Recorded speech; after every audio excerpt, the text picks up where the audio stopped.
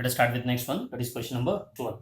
The standard EMF of a galvanic cell involving 2 moles of electrons. So 2 moles of electrons is N is equal to 2.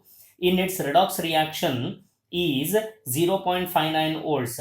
The equilibrium constant for the redox reaction of the cell is, so they are asking us to calculate the equilibrium constant, that is Kc we have to calculate. So here it has been mentioned as which cell? It has been mentioned as a galvanic cell. So when it comes to galvanic cell, we know that there is an existence of zinc rod dipped in zinc electrode and copper rod dipped in copper electrode, which is a combination of galvanic cell.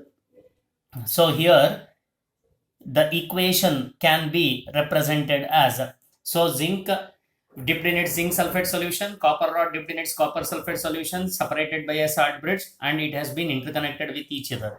So here it has been mentioned that, or in the question it has been given that there exists an equilibrium and the reaction is an redox reaction. So at the equilibrium we know that the concentration of copper ion and zinc ion are also in equilibrium condition. So when the concentration of zinc ion and copper ion are in its equilibrium condition, then we know that the E naught of a cell is equal to 0. Therefore the equilibrium constant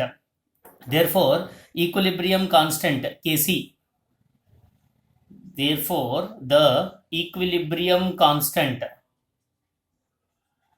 Kc can be calculated by the formula. We know that E naught of a cell is equal to 0.0591 divided by n into log Kc. Therefore, by this I can understand that log Kc is equal to E naught of a cell into n divided by 0.0591. So here E naught of a cell is considered as 0.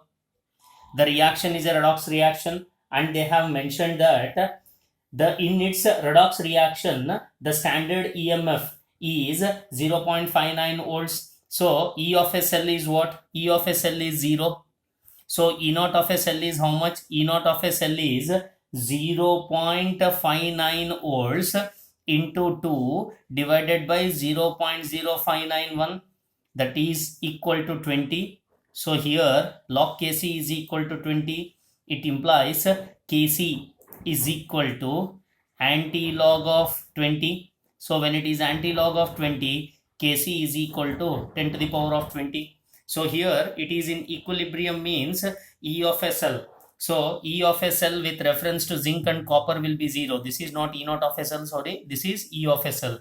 E of a cell will be 0. Hence E naught of a cell can be calculated by the formula. We know that E of a cell is equal to E naught of a cell minus of 0.0591 by n into log Kc. So since E of a cell is equal to 0, E naught of a cell has been given. Hence I can rewrite the formula as E naught of a cell is equal to 0.0591 divided by n into log Kc. So by this I can clearly get the value of log Kc.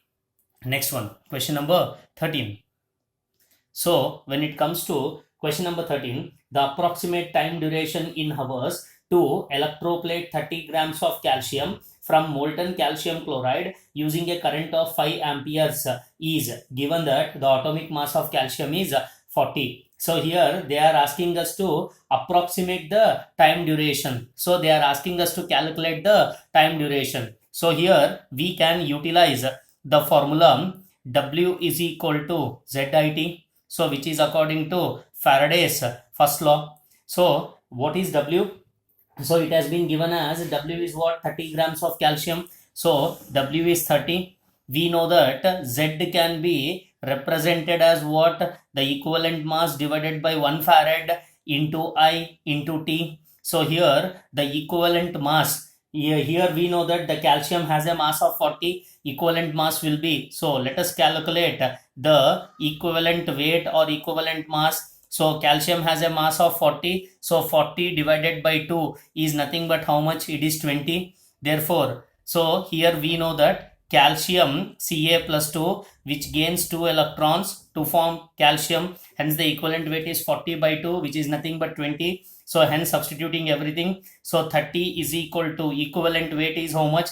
That is 20. divided by 1 farad is 96,500 into current is 5 amperes into T. I have to calculate the time duration. Therefore, the time duration T is equal to 30 into 96,500. 30 into 96,500 divided by 20 into 5. So here the value of T comes out to be 28950 seconds. So convert second into hours. So that is T is equal to 28950 divided by 60 into 60, which comes out to be 8 hours. Hence, the correct option for this question is option A. So for question number 12, we have said that the answer is 10 to the power of 20, which is again nothing but the option A.